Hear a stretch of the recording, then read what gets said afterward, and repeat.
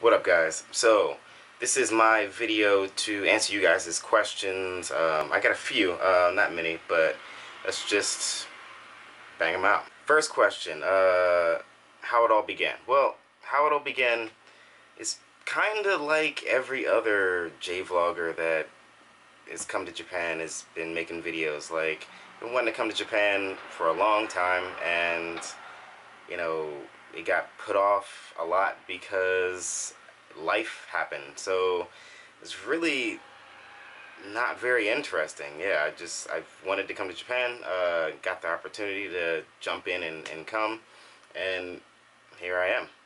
So, question two, what's my Japanese level now that I'm here and been here for almost 2 years now?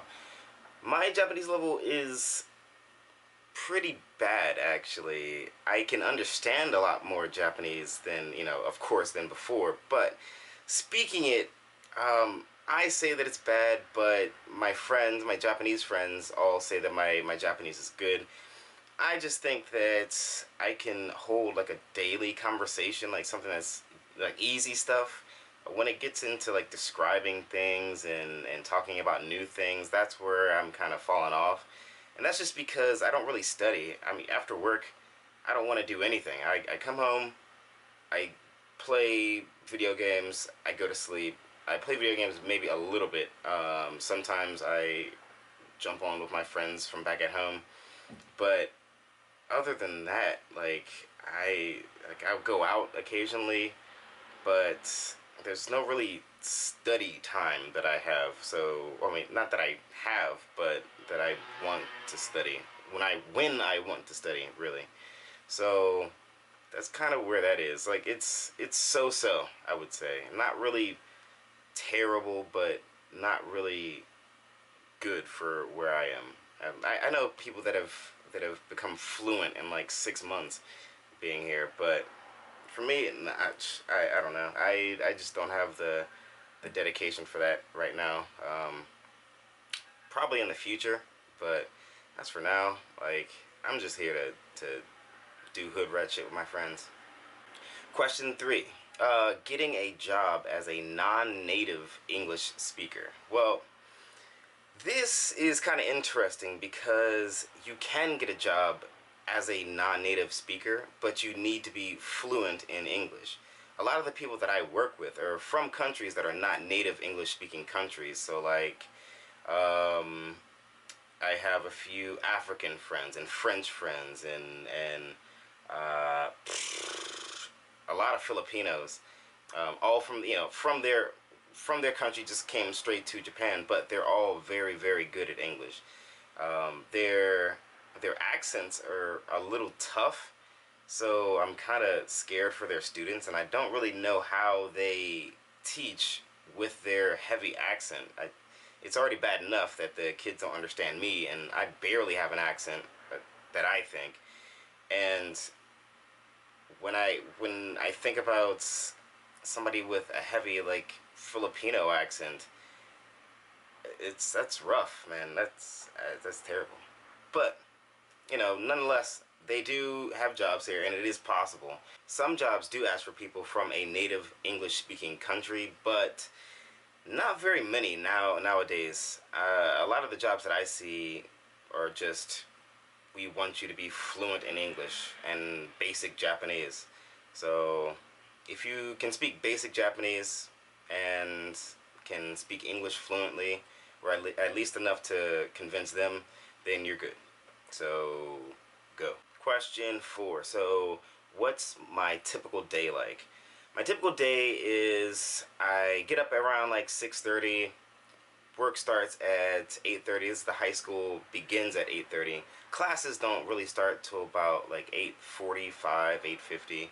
So I get to my school around like sometimes 8:15, sometimes 8 o'clock, and I either plan lessons or I just chill and shoot the shit with my coworkers. Some of my coworkers now try to come talk to me. Before, they didn't.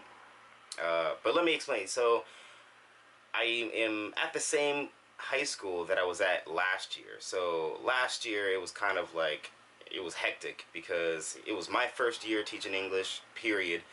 And, you know, of course they were new to me. I mean, they have native speakers before, but I'm assuming that they weren't very good because of the way that the response that I got when I taught. Um, I I don't know. Maybe they had bad experiences with them or something. But since I'm at the same school this year, they actually requested for me to come back to their school. So since I'm at the school again this year, everybody's a lot more friendly and a lot more inclined to come talk to me. Like when you get here, a lot of the teachers that you'll work with in these schools, they don't really want to speak English. It's kind of scary to them, I guess. They're just too shy. Or not really scary, but a lot of the teachers, yeah, they speak English, but they only know book English. So if they come and they speaking very proper or trying to use very big words and things like that, and you just kind of look at them like, you know, yo, it's not really that serious. You can just chill. That's why, like, they only know what they read, and they rarely talk to native speakers. So if you do come, and if you come to a high school and you're teaching, then kind of expect that kind of you know, feel from everybody. Everybody will be very polite, of course, but they won't say anything to you really.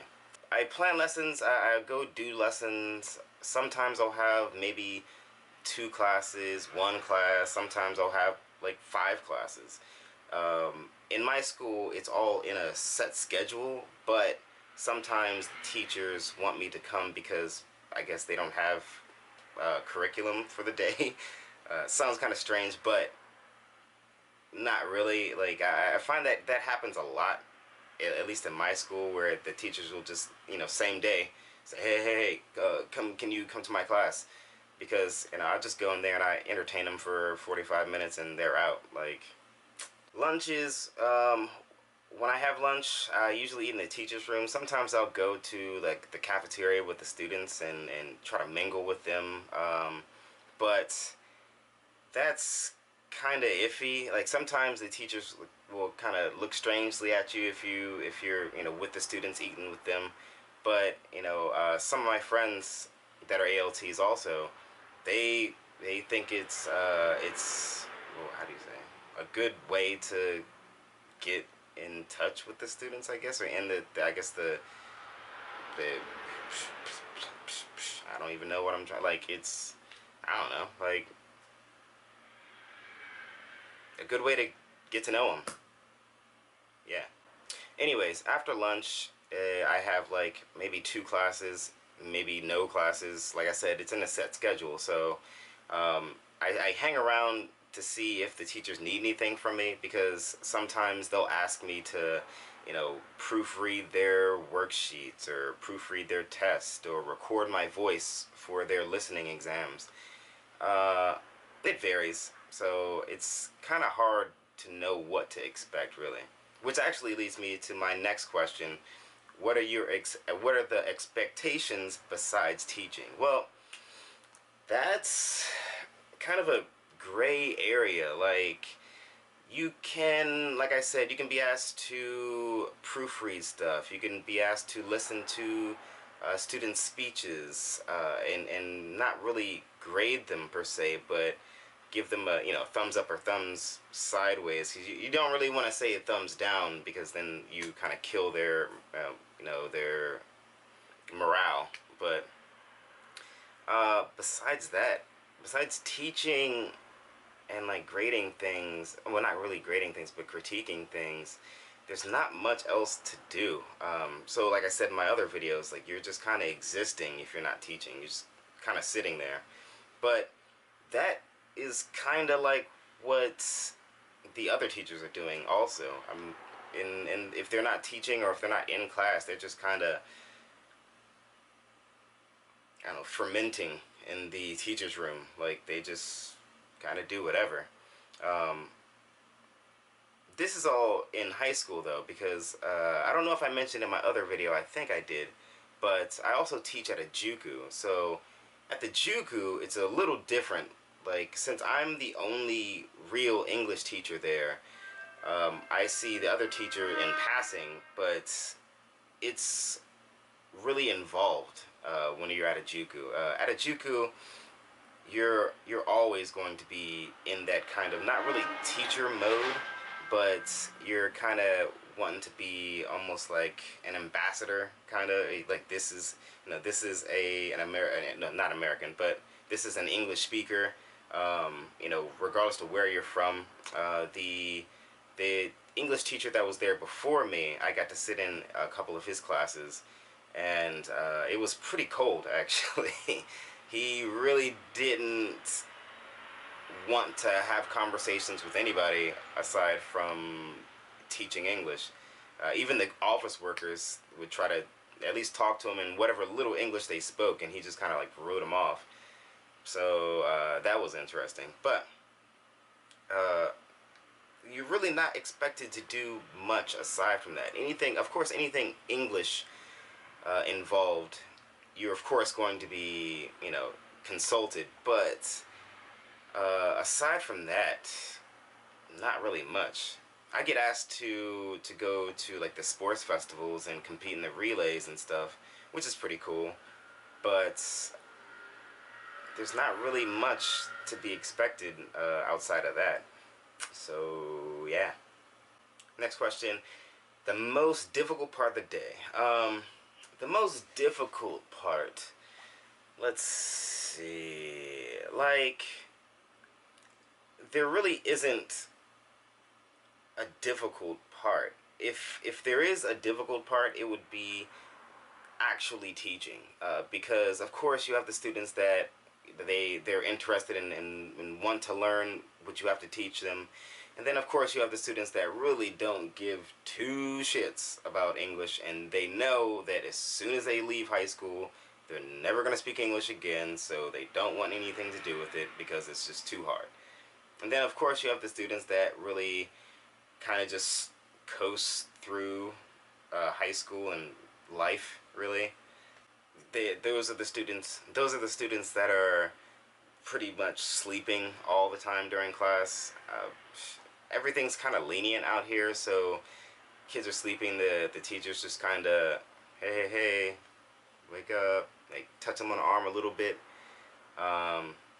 It's kind of strange, but that kind of goes into like what they told me at my company. At my company, they told me if the kids try to touch you, to run away, literally to run away. So as strange as that sounds, it's kind of the same way, I guess. I'll get more into that in probably my next video of like what my orientations and stuff were like with my companies, because I was at a different company that I am this year because the school actually called me and told me to go to this new company. But I'll get into more of that in the next video. Don't worry. I know it sounds like kind of crazy right now, but yeah, the most difficult part.